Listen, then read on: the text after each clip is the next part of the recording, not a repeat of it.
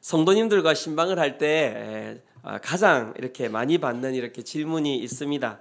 그 질문은 무엇이냐면 하나님의 뜻이 무엇이냐라는 것입니다. 하나님의 뜻이 무엇입니까? 목사님, 이런 상황인데 하나님의 뜻이 무엇입니까? 그 질문에는 이제 두 가지 이렇게 항상 의미가 이렇게 담겨 있는데요. 첫 번째는 무엇이냐면 이제 선택에 대한 문제입니다. 선택에 대한 문제. 내가 지금 어떤 선택을 해야 하는데 목사님 보시기에는 이것을 하나님이 기뻐하실까요? 네. 또 하나님이 기뻐하시는 선택을 하면 그 가운데 내가 행복해지지 않을까요? 이런 이제 의미가 담겨 있으신 것 같습니다. 이 안에 좀 더 우리가 이제 깊은 어떤 의미를 살펴본다면 하나님의 뜻이라는 여기에서 이제 이 의미는 다른 것이 아니라 내 미래와 그 다음에 내 삶의 행복을 또 불행을 결정짓는 것이 하나님의 뜻이다. 그러니까 하나님의 뜻은 결국에는 신비한 하나 이제 열쇠와 같은 것이다. 이제 이런 의미를 가지고 있는 것 같습니다. 사실 이런 욕망은 아주 오래된 것이죠, 그죠? 사람들은 앞날에 대한 불안 그리고 궁금을 해결하려고 수많은 점쟁이, 예언자, 그리고 무당, 마녀, 제사장, 도사를 찾아다녔습니다. 오늘날에도 다르지 않습니다. 수많은 사람들이 내일에 대한 두려움과 내일에 대한 불안함으로 이렇게 사람들을 또 쫓아다니고 있지 않습니까? 나의 미래는 어떻게 될까? 내 결정이 잘한 것일까? 그것을 알고 싶어 기도하고 부르짖고 또 때로는 누가 예언 잘한다고 하는 권사님이 저기 산에 있다고 하더라. 기도는 한번 같이 가자. 그래서 이제 찾아가기도 하시고요. 이런 모습 속에 하나님을 마치 인간의 소원을 이루어주는 진이로 오해하는 그러한 왜곡된 신앙이 숨어 있는 것 같습니다. 또 하나님의 뜻이 무엇입니까? 라고 하는 이 질문 가운데는 또 다른 이제 의미가 하나가 있는데요. 그것은 무엇이냐면 고난의 문제가 있다는 것입니다. 고난의 문제. 어떤 성도님들은 고통과 아픔 가운데 이렇게 묻습니다. 왜 하나님께서는 나에게 이런 고난을 허락하셨습니까? 왜 하나님께서는 나에게 이런 아픔을 허락하셨습니까? 옆에 있는 사람은 참으로 건강한데 왜 나는 이렇게 고통스럽게 살아가야 되는 것입니까? 왜 나에게 이런 일을 허락하셨을까요? 이때 하나님의 뜻은 고난의 의미와 목적을 알고 싶어하는 질문입니다. 그러나 이 질문 속에 숨어있는 또 다른 의미가 있지요. 그것은 다른 것이 아닙니다. 하나님은 왜 나를 힘들게 하시고 고통스럽게 하시고 이렇게 짜증나게 하시냐는 것입니다. 그 가운데는 불만과 오해가 가득 차 있는 것이지요. 그러면서 우리는 하나님을 이렇게 오해합니다. 하나님은 자신의 뜻을 일부러 감추시고 우리는 그것을 찾기 위해 막 몸부림쳐야 하고 그 과정에서 하나님은 더욱더 우리의 삶을 어렵게 만드시고 하나님은 자신의 뜻이 발견되기보다는 숨기는 것을 더 좋아하시고 그 다음에 내가 기쁘고 즐겁고 평안하게 살아가기보다는 내가 낙심하고 고통스럽고 어렵게 살아가는 것을 훨씬 더 좋아하시는 분 같구나 라는 왜곡된 하나님에 대한 생각을 가지게 되지요. 그래서 하나님을 어떻게 해요? 원수와 같이 여기고 그렇게 교회에서 떠나가시는 분들도 계시는 것을 보게 됩니다. 이 가운데는 왜곡된 하나님에 대한 두 가지 이미지가 있습니다. 하나는 지니와 같은, 또 하나는 우리를 갖다가 괴롭게 하는 세디스트와 같은 그런 하나님의 모습이 그 가운데 존재하는 것이죠. 하지만 우리가 기억해야 될 것이 있습니다. 하나님의 뜻을 우리가 알고 싶다면 하나님이 어떤 분이신지 우리는 알아야 합니다. 사랑하는 성도 여러분, 하나님은 어떤 분이십니까? 하나님 뒤에 이렇게 붙어 있는 단어가 무엇이죠? 네, 또 하나님 사랑, 또 하나님? 답은 안 나오고 다 나오고 있습니다. 네, 하나님 아버지 아닙니까? 아버지, 그죠? 제일 중요한 단어입니다. 아버지라는 단어입니다. 그렇기 때문에 우리는 하나님의 뜻이 중요한 것이죠. 아버지는 어떤 존재입니까? 자녀에게 아버지는 어떤 존재입니까? 아버지는 자녀에게 가장 좋은 것을 주기 원하는 존재죠. 사랑을 주기를 원합니다. 자녀를 바라보면서 온전한 사람이 되기를 원하는 존재. 그가 누구입니까? 바로 아버지이죠. 즉 하나님께서 우리의 무엇이 되신다는 것입니까? 아버지가 되신다는 것입니다. 그래서 하나님께서는 자신을 무엇이라고 설명하고 계십니까? 하나님은 사랑이시라고 이렇게 이야기를 하고 있는 것이죠. 그래서 하나님의 뜻을 알아야 되는 것입니다. 그래서 하나님의 뜻을 알고 그 뜻을 가지고 살아가는 사람은 여러분 정말 행복해질 수 있고 정말 기쁨으로 살아갈 수 있는 것입니다. 그런 의미에서 오늘 이 예배 가운데 여기 나오신 우리 모든 성도님들이 하나님의 뜻을 발견하고 하나님 뜻대로 살아가는 그 기쁨과 행복과 충만함을 맛보시기를 축원합니다. 그러면 오늘 우리가 이 본문에서 살펴볼 그 하나님의 뜻 그리고 하나님의 뜻대로 살아가는 그 삶이라고 하는 것은 무엇일까요? 두 가지를 이야기하고 있는데요. 첫 번째는 무엇이냐면 하나님의 뜻, 하나님 뜻대로 살아가는 삶은 하나님을 우선으로 두는 삶이에요, 여러분. 하나님을 우선으로 두는 삶. 자, 우리의 삶에 하나님의 뜻은 성도 여러분 명확합니다. 하나님께서 수수께끼로 내 뜻이 뭘까 알아맞혀봐 이렇게 놔두지 않으셨다는 것이죠. 아주 명확하게 내 뜻은 이것이야, 이거 외에는 없다라고 하나님께서 말씀하셨는데요. 산상수훈에서 예수님께서 제자들에게 하나님의 뜻이 무엇인지 이렇게 명확하게 설명하셨습니다. 마태복음 6장 33절인데요. 같이 한번 읽어보도록 하겠습니다. 함께 읽겠습니다. 자, 시작. 그런즉 너희는 먼저 그의 나라와 그의 의를 구하라. 그리하면 이 모든 것을 너희에게 더하시리라. 아멘. 아멘. 자, 사랑하는 성도님들, 여기에서 하나님의 뜻이 무엇입니까? 하나님의 뜻이 무엇입니까?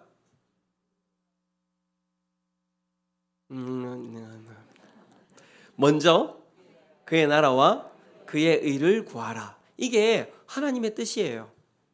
그리고 하나님께서는 이 뜻을 더욱더 명확하게 우리 가운데 인지시키기 위하여서 마태복음 6장 34절에 이렇게 예수님께서 설명하고 계십니다. 그러므로 내일 일을 위하여 염려하지 말라.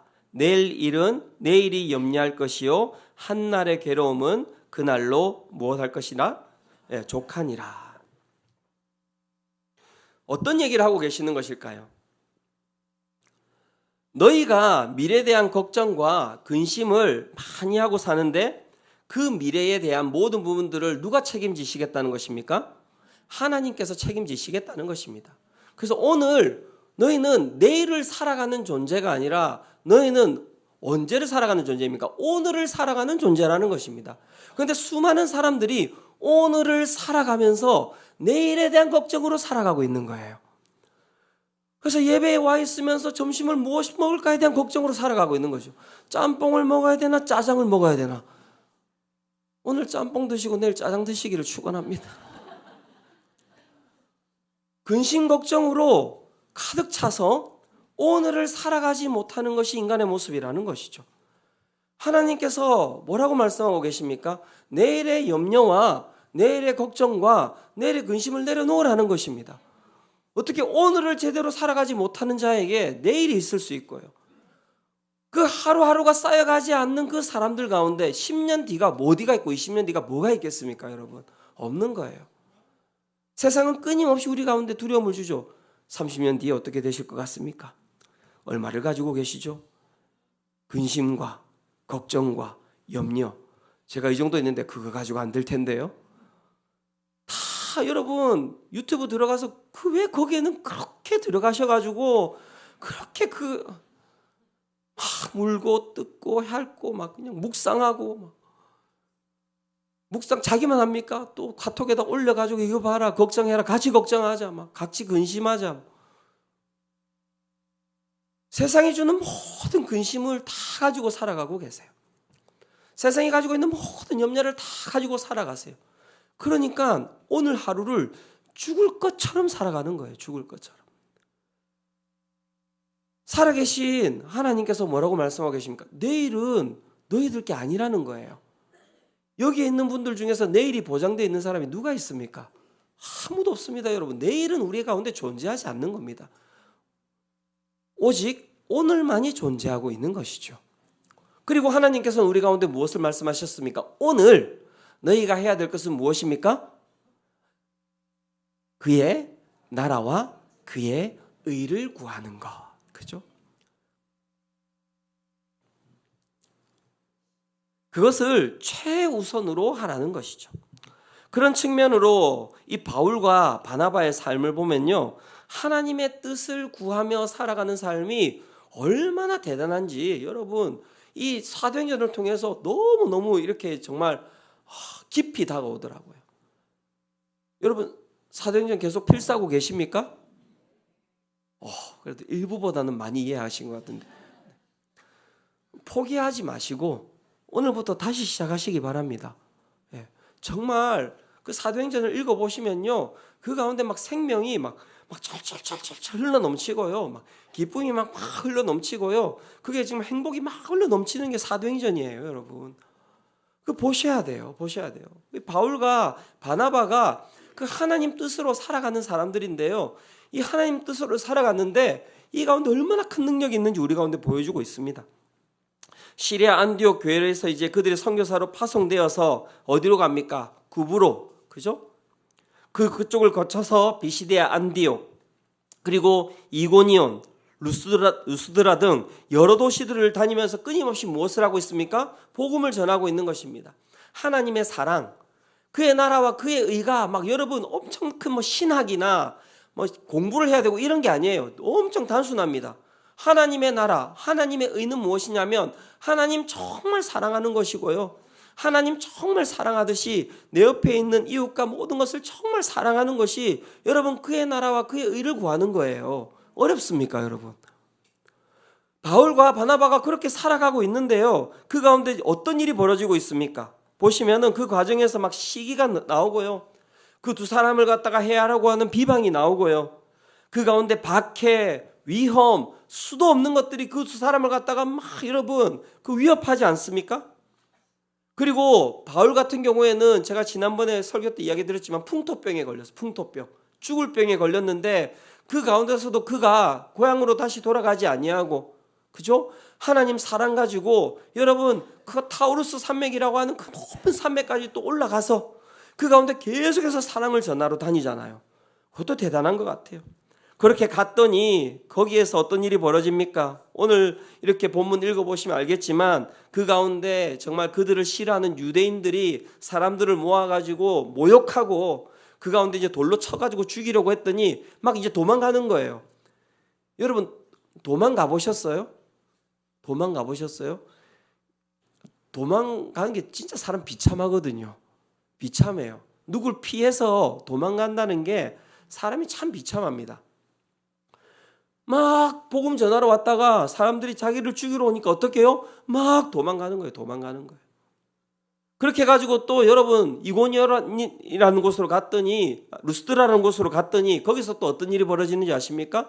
거기서 또 자기들을 싫어하는 사람들이 모여가지고 돌로 던져가지고 이번에는 진짜 돌에 맞아가지고 여러분 반 죽어요. 반 죽어요. 그들의 삶은 내일을 전혀 예측할 수 없는 정말 한날의 괴로움으로 족한 삶이 바로 이 바울과 바나바의 삶인데요. 여러분 한번 생각을 해보십시오. 이 정도 되면 여러분 하나님께 어떻게 기도하시겠습니까? 제가 막 마음 가운데서 막 이런 기도가 나오더라고요.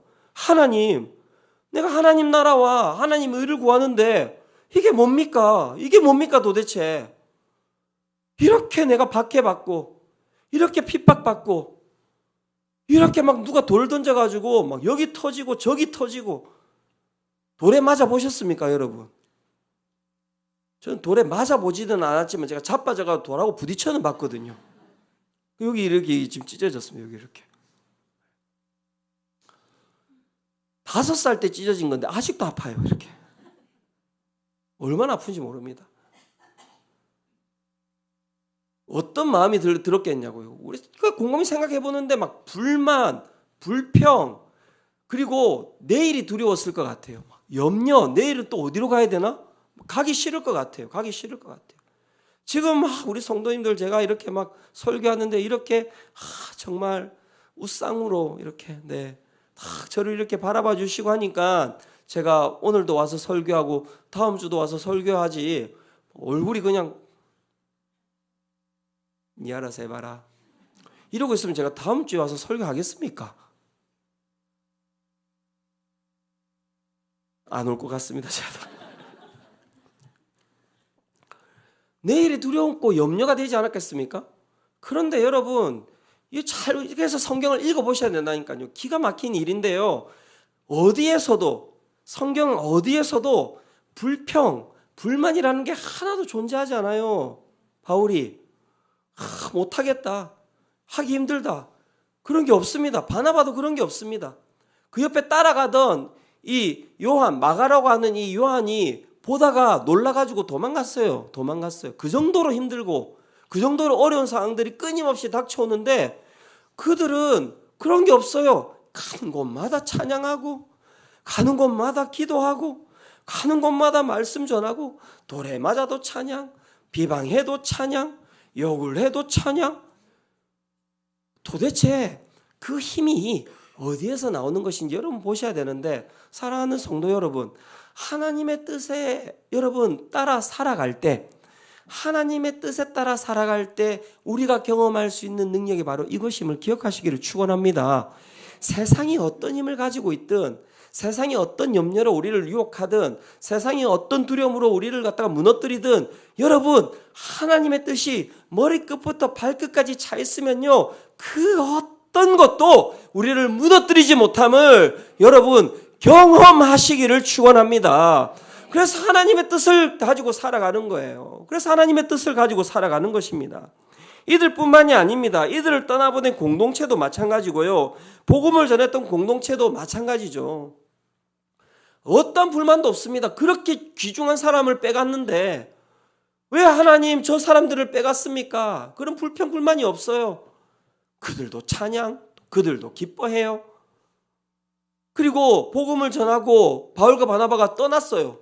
어떻게 떠났습니까? 사람들한테 피해서 떠났어요. 그러면 남겨진 사람들은 이제 어떻게 합니까? 어떻게 할 거냐고요. 남겨진 사람들은 똑같이 거기서 핍박받아야 돼요. 거기서 박해받아야 된단 말이에요. 그럼 마음 가운데 원망이 생기지 않겠어요? 복음 전하고 저렇게 도망가 버리면 우리는 어떻게 해? 누가 우리 책임져 줄 거야? 그렇게 여러분 나와야 되는 거 아닙니까? 남겨진 공동체에 남겨진 제자들이 그 가운데서 원망과 한심과 한숨이 가득하더라. 그렇게 돼야 되는데요. 그렇지 않습니다, 여러분. 사도행전 13장 52절에 이렇게 이야기하고 있습니다. 제자들은 무엇과 무엇이 충만하니라? 기쁨과 성령이 충만하니라. 사랑하는 성도 여러분, 이 기쁨과 충만한 삶을 누리시기를 축원합니다. 그러기 위해서는 다른 게 없어요. 그런 게 위해서는 다른 게 없습니다, 여러분. 오직 유일한 길은 무엇이냐면 하나님의 뜻,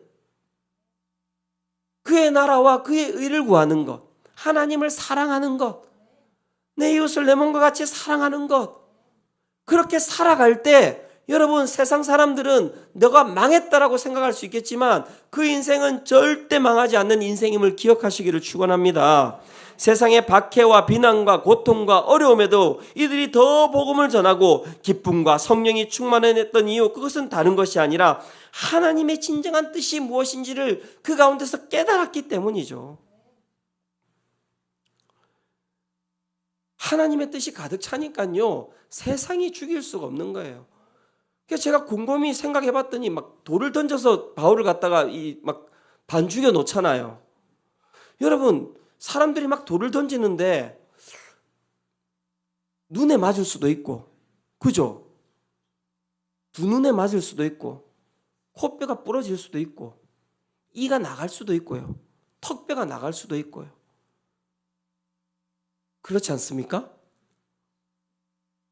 배에 맞아가지고 탈장이 일어날 수도 있고. 그런데 여러분 집에 가서 다시 한 번 더 보기 바랍니다. 바울이 돌에 맞고 죽은 듯이 누워있다가 벌떡 일어나가지고 도망갔다고 이야기되어 있어요. 그러면 그 가운데 어떤 일이 일어났을까요? 하나님께서 안 맞게 하시면 좋은데 맞아도 안 부러질 때만 맞게 하신 거죠. 이렇게. 그러면서 뭘 보여주시는 것입니까? 우리 가운데 뭘 이야기하고 계시는 것입니까? 하나님의 뜻이 그만큼 여러분 능력이 있다는 것을 보여주시고 계시는 것입니다. 그리고 하나님의 뜻을 알면요, 여러분 기가 막힌 일이 일어나는데요. 인생의 질문이 바뀝니다. 여러분, 질문이 바뀝니다. 하나님의 뜻을 모르고 살아가는 사람들의 질문이 무엇인지 아십니까? 왜 나에게 하나님, 왜 나에게 이런 남편을 주셨냐고, 왜 나에게 하나님 이런 아내를 주셨냐고, 내가 하나님 태어나서 이렇게 산 적이 없는데 내 배에서 태어난 이 새끼, 이거는 누구를 닮아가지고, 여보 당신 닮아가지고 막 서로 자기 닮았, 서로 왜 이런 애가 어디서 태어났냐고, 어디서 태어났을까요? 왜 주님 저를 갖다 수정빛 교회로 불러가지고 이 추워 죽겠는데 막 이렇게 지하철도 안 다니고 막 이렇게 막 불평과 불만이 막 가득 차 있지 않습니까? 원망과 근심과 염려가 막 입에 막 주렁주렁 달려 있지 않습니까? 그게 하나님의 뜻을 모르는 사람들의 삶입니다. 하나님의 뜻을 알면요, 여러분 그 입술에 여러분 질문이 달라져요. 하나님 왜 저 사람을 저한테 주셨습니까? 그렇게 하지 않고요, 주님 제가 왜 제 남편을 갖다가 사랑하지 못하죠?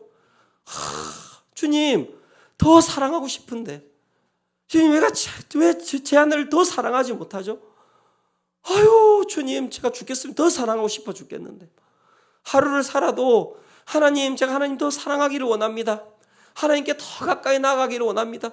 주님 오늘도 제가 1분 필사하고 90분 잤는데 주여 기도하며 나아가오니 90분 필사하고 1분 자게 하여 주시옵소서. 왜 주님의 말씀만 보면 저는 잠이 올까요? 밤에는 그래도 잠이 안 오는데 하나님께서 사랑하셔서 잠을 주신 줄로 믿습니다. 바뀐다니까요. 입술에서 나오는 게 바뀌어요. 바뀌어요. 왜 나에게 이런 고통 주셨습니까?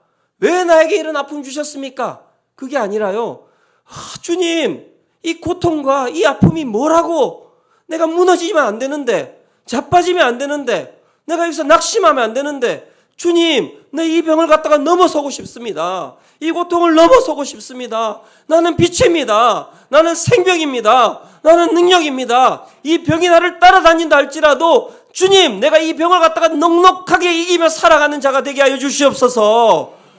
그게 하나님의 뜻을 가지고 살아가는 자들의 삶이라는 거예요.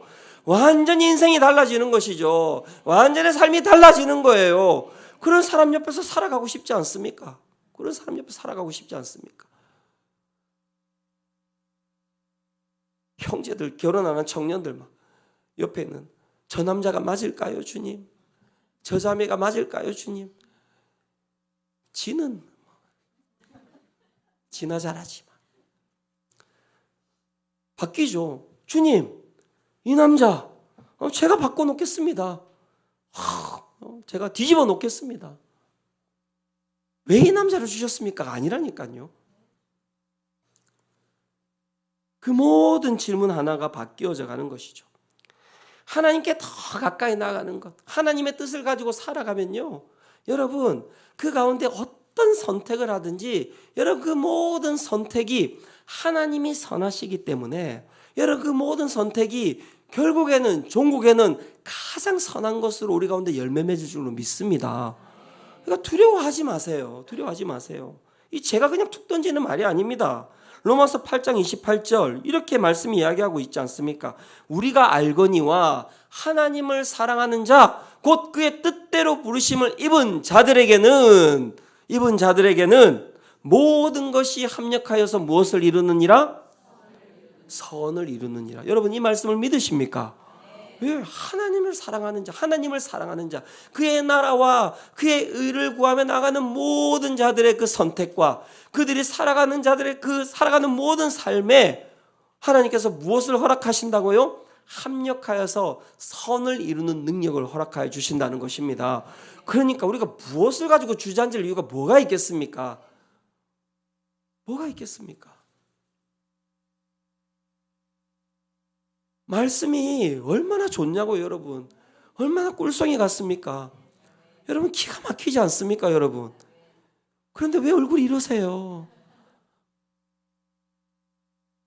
내 고통도, 내 아픔도, 내 어려움도 그게 영원하지도 않을 뿐더러 그 모든 것을 죄로 삼아서 여러분 더 좋은 곳으로 주신다고 하니까 얼마나 좋습니까, 여러분? 야, 기가 막힌 거예요. 수정빛 교회를 제가 바라보면서 그 하나님의 뜻이 보이잖아요. 그래, 어려움아 와라, 고통아 와라. 뭐 그래서 맨날 고통이 오나 이렇게.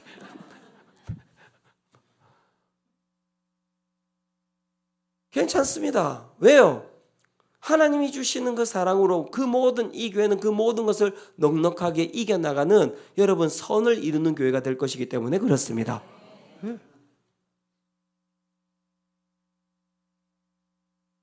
하나님의 뜻을 구하다 보면 실패할 수 있고 실수할 수 있고 좌절할 수도 있지만 여러분 그 가운데 넘어지지 마시고 오늘 말씀 붙들고 끝까지 주님의 나라와 주님의 의와 주님의 뜻을 구하며 나가시기를 축원합니다. 두 번째 우리가 기억해야 될 하나님의 뜻대로 사는 삶은 무엇일까요? 그것은 다른 것이 아니라 주를 힘입어 사는 삶입니다. 주를 힘입어 사는 삶. 하나님의 나라와 의를 구하는 삶으로 살아야 하는 것 알고 있죠. 목사님, 그래서 목사님 그냥 목사님이세요. 목사님이 그 단에 내려와서 우리처럼 살아봐야 되는데 목사님 잘 모르시죠? 세상이 어떻게 돌아가는지, 세상 얼마나 힘든지 모르시죠? 아유, 어떡하나. 성도 여러분, 이 수정빛 교회 경영한 게 얼마나 힘든지 모르시죠? 밭 안 깔아보셨죠? 그건 아니고요. 네. 맞습니다. 우리 앞에 놓여있는 현실이라는 게 너무 힘들어요. 어려워요. 내일을 살아갈 돈이 없고 밥 먹을 수 있는 돈이 없고 내일 내 삶은 캄캄한 절벽 가운데 놓여있고 그런 분들 계시잖아요. 오늘도 암투병을 하고 있는 우리 성도님들 계시고요. 그 가운데 정말 말하지 못할 고통과 어려움 가운데 계시는 분들이 있으시죠. 맞습니다. 인생은 그런 어쩔 수 없는 큰 문제들 가운데 항상 우리가 놓여 있는 것이죠. 오늘 말씀도 그 이야기를 하고 있습니다. 그냥 이상만 이야기하고 있는 것이 아니라 바나바와 바울도 그런 내일 늘 예약할 수 없는 그런 고통 가운데 거하고 있었다라고 이야기하고 있는 것이죠. 사도행전 14장 2절에 이렇게 이야기하고 있습니다. 그러나 순종하지 아니하는 유대인들이 이방인들의 마음을 선동하여 형제들에게 악감을 품게 하거늘. 어떤 사람들이 있었다고요? 순종하지 아니하는 유대인들. 그들이 어떻게 했다는 것입니까? 그들만 이 바나바와 바울을 미워하고 죽이려 한 것이 아니라 옆에 있는 이방인들까지도 다 포섭해가지고 어떻게 해요? 형제들에게 무엇을 품게 하였다고요? 예, 악한 감정을 품게 하였다. 여러분, 그냥 미워하는 감정이 아니에요. 악한 감정이라고 하는 것은 무엇이냐면 내가 너를 정말 죽여야겠다라고 하는 감정인 거예요. 아주 무서운 것이죠. 하나님의 뜻대로 살 때 여러분 기억하셔야 될 게 있습니다. 도전이 있습니다, 여러분. 하지만 그 가운데서 포기하지 않고 하나님의 뜻대로 살기 위해서 우리가 해야 되는 게 있는데요. 기억해야 될 게 있는데요. 그것이 무엇인지 사도행전 14장 3절이 이렇게 이야기하고 있습니다. 이 부분은 같이 한번 읽어보도록 하겠습니다. 자, 시작. 두 사도가 오래 있어 주를 힘입어 담대히 말하니 주께서 그들의 손으로 표적과 기사를 행하게 하여 주사 자기의 은혜 말씀을. 네, 사랑하는 성도 여러분, 하나님의 뜻대로 살 때 맞았습니다. 도전이 있습니다. 나를 세상이 죽이려고 하고요. 나를 세상이 무너뜨리려고 하고요. 나를 갖다가 염려와 근심과 걱정 가운데 나를 끄집어 당겨서 일어서지 못하게 하는 그러한 어마어마한 힘이 존재한다는 것이죠. 하지만 여러분 기억하셔야 될 것은 무엇이냐면 주께서 그 주님의 뜻대로 살아갈 수 있도록 우리 가운데 무엇을 주셨다는 것입니까? 주를 힘입어 살아가는 삶을 주셨음을 믿으시기를 축원합니다. 주를 힘입어 살아가는 거예요. 주를 힘입어 살아가는. 여기서 힘입는다라고 하는 단어는 단순히 용기를 낸다는 뜻이 아닙니다. 거기에는 무슨 의미가 부여되어 있냐면 하나님의 권위를 부여받아서 말하고 하나님의 권위를 부여받아서 삶을 살아가는 능력의 삶이라고 이야기하고 있는 거예요. 전지전능하신 하나님이 우리 가운데 능력을 주셨다라고 이야기하고 있는 것이죠. 힘입는다라는 것을 저는 군대에서 경험한 적이 있습니다, 여러분. 제가 장교 출신도 아닙니까? 네. 그렇죠? 그래서 장교 인간을 딱 하면요, 다 그 인간식에 국무총리가 딱 와가지고 막 빵빠레 올리고 그 가운데 이제 계급장을 딱 수여하는 시간을 가집니다. 다 어깨에다가 다이아몬드 하나를 갖다가 이렇게 딱 얹어주죠. 다이아몬드 딱 하나가 얹힌다는 게 무슨 뜻인지 아십니까? 국가에서 권위를 주는 거예요. 당신은 이제 어떻게 해요? 자대를 배치받으면 거기 가서 병사들에게 무엇을 할 수 있는, 명령을 할 수 있는 힘을 주는 거예요. 그래서 제가 군대에 탁 갔더니 운전병 하나가 있었는데요, 얘가 저한테 격려를 안 하는 거예요. 그래서 제가 어떻게 했겠습니까? 제가 이렇게 불렀습니다. 불러서 너 왜 나한테 격려를 하지 않냐? 그랬더니 쳐다도 보지도 않고 뒤로 그냥 가요. 그래서 제가 경고를 했습니다. 내가 경고한다. 내가 화낼 필요도 없고 너가 지금 상관에게 불복종하는 거야. 이리 와. 이렇게 다. 저보다 키도 크고 힘도 좋고. 그런데 여러분, 다 필요 없습니다. 국가가 준 제 어깨에는 권위가 있는 거예요. 제가 그 병사를 여러분 오라 마라 여기에 서라 격려해라 할 수 있는 모든 힘은 어디에서 오는 것입니까? 국가에서 준 그 힘으로 하는 거죠. 힘입어 말하는 거예요. 제가 이거 없으면은 어떻게 되겠습니까? 맞아 죽죠. 그냥 맞아 죽죠. 맞아 죽죠. 한 방에 날아갑니다. 힘입는다라는 것이 여러분 무엇인지 아셔야 됩니다. 내 힘으로 하나님의 뜻대로 살아가는 게 아니라 전지전능하신 하나님이 주신 힘으로 우리는 이 세상 가운데서 주님의 뜻으로 살아가는 줄 믿으시기를 축원합니다. 그것이 우리가 가지고 있는 힘이에요. 주의 나라를 위하여서 여러분, 사울이 온갖 박해와 시련과 고난 속에서도 일평생 주님의 증인으로 살아가기를 마다하지 않았던 이유가 어디에 있겠습니까? 그가 의로워서요? 그가 능력이 많아서요? 그렇지 않습니다. 자신이 주님의 증인으로 살아갈 때, 하나님의 뜻을 가지고 살아갈 때 중요한 것은 주님께서, 잘 들으세요, 언제나 자신과 함께하고 계심을 그가 직접 확인했기 때문에 그런 것입니다, 여러분. 주님의 나라를 위하여, 주님의 의를 위하여서 살아가는데, 하나님을 사랑하기 위하여서 살아가는데 주님께서 함께 해 주심을 확인시켜 주지 않으신다면, 여러분 잘 생각하세요. 확인시켜 주지 않으신다면 여러분, 그런 주님은 죽은 목석과 같은 신일 따름입니다, 여러분. 믿을 필요가 없는 것이죠. 바울은 그 주님을 날마다 경험했다라고 이야기하는 것입니다. 만약 누군가가 주님을 믿는데도 여러분, 주님께서 자신과 함께 해주심을 한 번도 확인할 수 없었다고 말한다면 그것은 그 사람이 그동안 주님의 말씀에 단 한 번도 자신을 던져본 적이 없기 때문입니다, 여러분. 말씀을 들으면 뭐합니까? 말씀대로 살아가 본 적이 없는데요. 믿은 적이 없기 때문에 그런 것이죠. 사랑하는 성도 여러분, 오늘 주님이 주신 말씀을 믿으시기를 축원합니다. 믿는다는 것은 그냥 이해하는 게 아니에요. 여러분, 내 삶에 적용시켜 나가는 것입니다. 오늘 사랑하지 못하는 사람들이 있습니까? 오늘 용납하지 못하는 사람들이 있습니까? 주님의 말씀을 듣고 뜻대로 살아갈 때 모든 것이 합력하여서 선을 이룰 줄로 믿습니다. 이제 설교를 마무리해야 될 때가 되었습니다. 왜냐하면 목소리가 이제 더 이상 안 나올 것 같기 때문에 그렇습니다.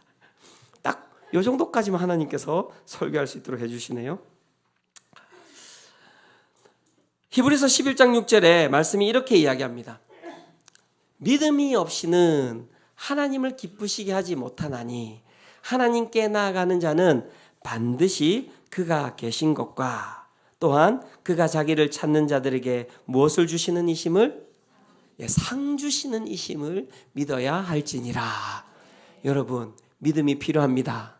믿음으로 하나님의 뜻을 여러분 가지고 나아가시기를 축원합니다. 이 얘기를 하고 설교를 마무리하고자 합니다.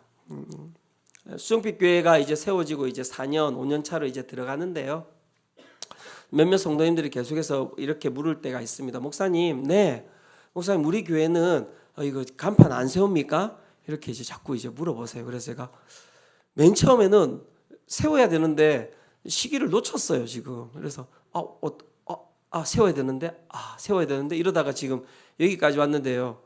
근데 어느 순간입니다. 그게 어느 순간 한 1년, 2년 지나면서 제 마음 가운데 그런 이제 막 하나님께서 그런 도전을 주셨어요. 마음도 주셨어요.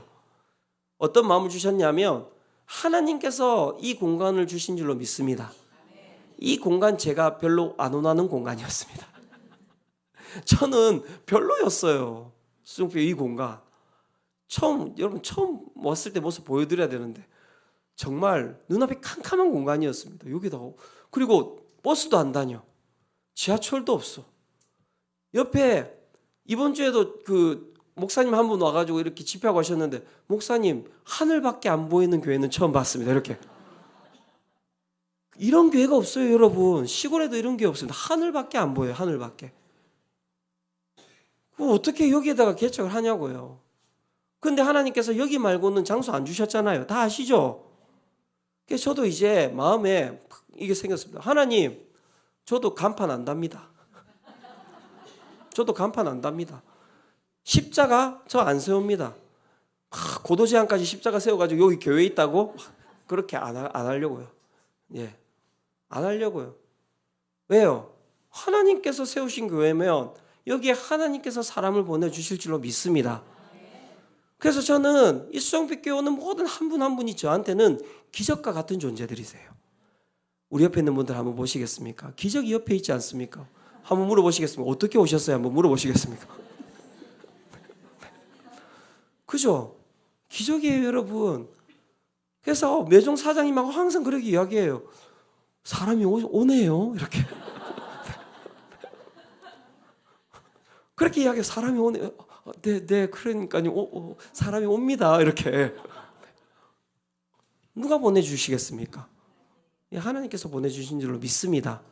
떠나는 그날까지 간판은 여기 없을 겁니다. 여기를 떠나는 그날까지. 사랑하는 성도 여러분, 믿음이 필요합니다. 믿음이 필요해요. 믿으면요 즐거워요, 여러분. 막 내일이 기대가 돼요. 막 고통이 다가오잖아요. 그러면 하나님께서 막 어떻게 이것을 풀어가실까에 대한 여러 가지 여러분 생각들이 막 들기 시작하고요. 야, 여기까지 이끌어오신 하나님께서 또 어떻게 내 삶을 이끌어 가실까? 어떻게 이 교회를 이끌어 가실까? 기대가 됩니다. 힘드세요? 삶이 어려우세요? 말씀 붙드세요. 하나님 뜻대로 살아가십시오. 그렇게 살아갈 때 오늘 우리에게 허락하신 약속의 말씀, 모든 것이 합력하여 선을 이루리라. 그 말씀이 우리의 삶에 이루어질 줄로 믿습니다.